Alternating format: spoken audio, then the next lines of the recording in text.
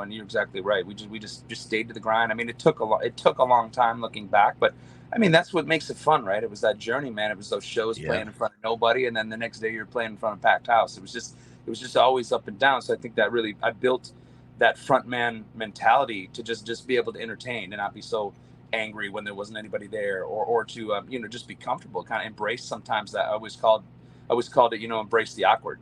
And Right. it's sometimes when you watch those bands, anybody can play in front of thousands. That's easy. You can be cool. You can not say a word to the crowd. You can look cool and mysterious. But when you're playing in front of small rooms, you really better have your tools dialed, or you can look really foolish, like real quick, and you can really turn off a Right. crowd. So, I kind of I cut my teeth sort of in those early years, kind of learning how to, play in front of different rooms and different capacities, and kind of, figuring out who I was as a frontman.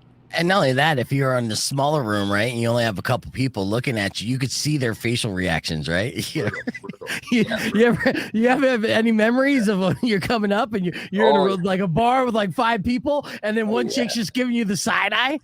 Yeah, well, I remember a couple. I remember northern Michigan, which is Mackinac Island. If you're not familiar from Michigan, it's like almost on the verge of Canada. There's this little island. There's no cars, there's nothing. You have to like get a steamboat ride out there, and this horse and buggy from the time on. So they'd make us basically get on the island. You'd have to get a horse and buggy if you wanted to pay the extra $10. And we never paid that. I don't know why we didn't do it. We were so broke. We're like, I'm not paying that $10. We'll push it. So we pushed Yeah, it up like 2 miles to the hotel, and played. And then it would be so packed during the day. I mean, very affluent area, and everyone had money. And then by the time 8 o'clock rolls around, everyone goes to the hotel. Nobody come listening to live music. They're just too poshy for that. They're not going to listen yeah. to that. They stay for dinner. So it'd be packed. We'd be setting up, and then of course as soon as we get done, it's like nobody there. So it's just Yeah. brutal, playing, and we're all fighting. I would actually. I think the band owes me a little bit extra in those days, because I would be like, you know what, guys, you guys go up to the bar and drink. I'll play a couple acoustic songs. Like, don't worry about it. I'll just get, because it would just save some time, and it wouldn't be so awkward with us full strength into the